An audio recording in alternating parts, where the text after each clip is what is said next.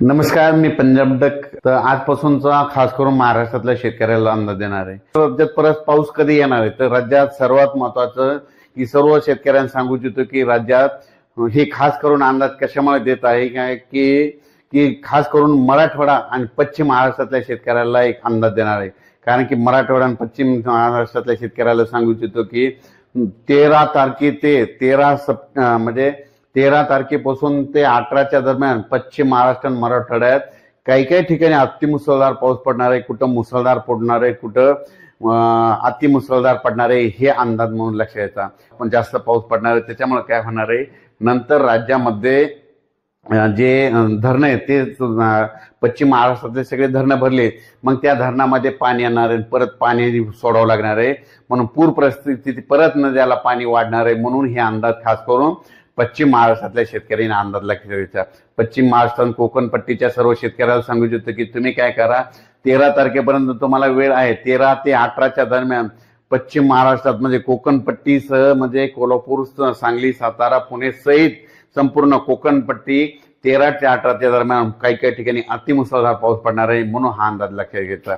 पण मराठवाड्यातल्या शेतकऱ्याला सांगू इच्छितो की 10ला पाऊस काय होणार आहे, हे सोलापूर जिल्हा, धाराशिव जिल्हा, लातूर जिल्हा, नांदेड जिल्हा, परभणी जिल्हा, बीड जिल्हा, हिंगोली जिल्हा, यवतमाळ जिल्हा ह्या पट्ट्यात, त्याच्यानंतर चंद्रपूर, वर्धा, नागपूर, भंडारा, गोंदिया, अमरावती ह्या पट्ट्यामध्ये काय होणार आहे, 10ला परत पाऊस वाढणार आहे. त्याच्यानंतर काय होणार आहे, 11 पासून तो पाऊस आणखीन थोडा पुढे सरकणार आहे. त्याच्यानंतर 12च्या नंतर परत काय होणार आहे की 12 नंतर परत सोलापूर जिल्हा, धाराशिव जिल्हा, लातूर जिल्ह्याच्या मध्ये हे तेलंगणा कर्नाटक बॉर्डरच्या ह्या साईडच्या जिल्ह्यामध्ये सगळीकडे 12च्या नंतर आणखी. आणि मात्र 13ला मात्र ते पावसाचा आणखीन जोर वाढणार आहे.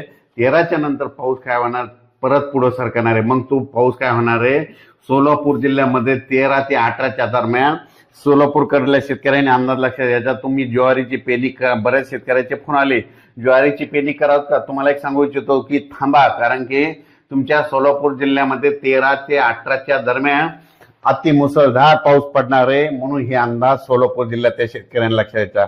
लातूर जिल्ह्यातल्या शेतकऱ्याला सांगू इच्छितो की 13 ते 18च्या दरम्यान ज्वारीची पेरणीची घाई करू नका, कारण की 13 ते 18च्या दरम्यान अतिमुसळधार पडणार पाऊस लातूर जिल्ह्यामध्ये काही ठिकाणी पडणार आहे. म्हणून हा अंदाज लातूरकरांनी लक्षात घ्यायचा.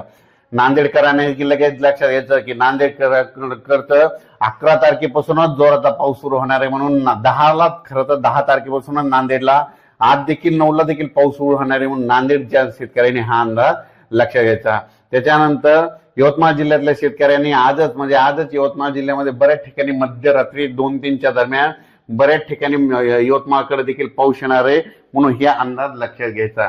त्याच्यानंतर तुम्हाला सांगू इच्छितो की पूर्व विदर्भामध्ये चंद्रपूर, गडचिरोली, वर्धा, नागपूर, भंडारा, गोंदिया, अमरावती ह्या पट्ट्यामध्ये काय होणार आहे, म्हणजे 12 तारखेपासूनच तिकडे पावसाला सुरुवात होईल. म्हणून हे अंदाज लक्षात घ्यायचा. म्हणजे 9, 10, 11, 12ला हे पाऊस ह्या पट्ट्यामध्ये राहणार आहे. पण त्याच्यानंतर 13 ते 18च्या दरम्यान तुम्हाला सांगू इच्छितो की कर्नाटकला देखील खूप अतिमुसळधार पाऊस पडणार आहे. तेलंगणाला अतिमुसळधार पाऊस पडणार आहे. कर्नाटकमध्ये विजयपूर झालं, बेळगाव झालं, बागलकोट, कुलबुर्गी ह्या पट्ट्यामध्ये अतिमुसळधार पाऊस पडणार आहे. त्याच्यामुळे सांगलीला देखील अतिमुसळधार काही काही भागाला पाऊस झोडपून काढणार आहे, काही जिल्ह्याला झोडपून काढणार आहे. सांगलीकरांनी हा अंदाज लक्षात घ्यायचा. कोल्हापूर जिल्ह्याला देखील अतिमुसळधार काही काही भागात पाऊस पडणार आहे. म्हणून कोल्हापूरच्या जनतेने हा अंदाज लक्षात घ्यायचा. 13 ते 18च्या दरम्यान कुडाळकडे देखील अतिमुसळधार पाऊस पडणार आहे. म्हणून कुडाळ भागातल्या शेतकऱ्यांनी अंदाज लक्षात घ्यायचा. सातारा, पुणेकडे खूप पाऊस पडणार आहे. म्हणजे सातारा, पुणेच्या शेतकऱ्यांनी 13 ते 18च्या दरम्यान 13 ते सप्टेंबर ते 18 सप्टेंबरचा अंदाज लक्षात घ्यायचा. त्याच्यानंतर सगळ्यात वंचित जिल्हा म्हणजे आतापर्यंत पावसाळ्यामध्ये कमी पावसाचा जिल्हा म्हणून ओळखला जाणारा अहिल्यानगर.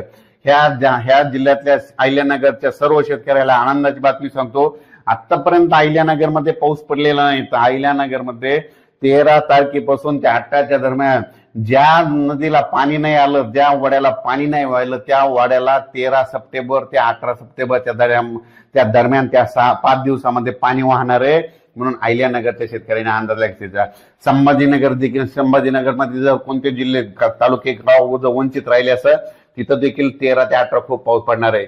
जालना जिल्ह्यात देखील 13 ते 18च्या दरम्यान जोराचा पाऊस पडणार आहे.